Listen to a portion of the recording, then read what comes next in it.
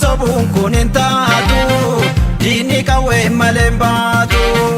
Obboleessi bobeessaa koo waan sosobuun kun hin taatu diinni qawwee malee hin baatu.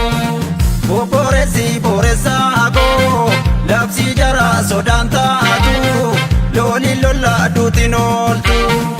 Obboleessi bobeessaa koo labsi jara sodaan taatu looli lola duutiin ooltu. Akkasiga bokkoti bokkoti mormashi bokkoti bokkoti bokkoti mor.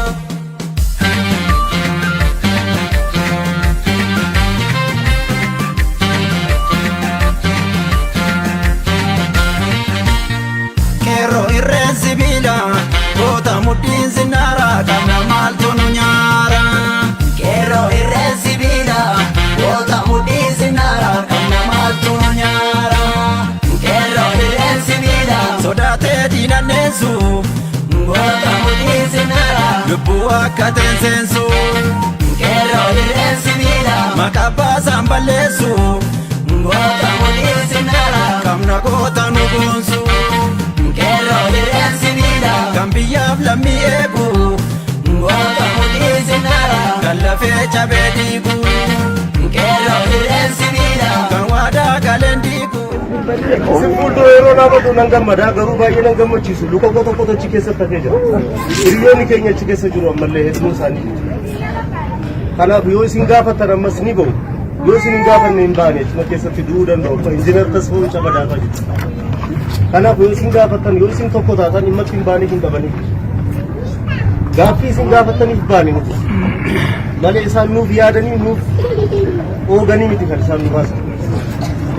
Waan goones immoo qabnu waanuma Oromoo taanee fi waan mirga Oromoof dubbannee kanaafis nu beekanii kanaafis waan baay'ee nu uumaa tokkoon taanee irra geenyerra ammas deebineerra.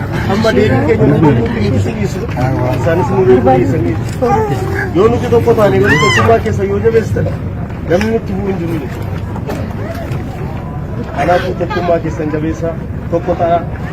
Amsi ani qeerroof qabu kana tokkummaa. Yoo tokkummaan jiraate humnatu jiraate yoo tokkummaan jiraate hundeetiin eenyullee nu buqqisuu hin danda'u. Hanga nam tokko nuti hin tuqnetti itti dabarre eenyuun nutiinis nu tuquu hin danda'u. Mirga keenya immoo yoomiyyuu hin gaafanna nuti. Barbaadan har'as nu hiikuu danda'u. Hamni isaan sodaatu. Ammas obboloonni keenya hedduun isaanii achi keessa ammallee keessaatiin nu bu'anii nu baasan. Yoo isin gaafattan malee hin bahan jedhu. Kanaaf isin gaafadha. Waan yoo gaafattan waan taatan hin qabdu. Gaafadha. Yoo gaafattan hin argamu. Yoo gaafattan inni isiniif deebi'a. Gaafadha. Yoo tokkummaan jiraate ni sodaatu isaan isinii deebisu. Galatoomaan xumureera baay'ee waan naasuu. Nagaa galtee boos.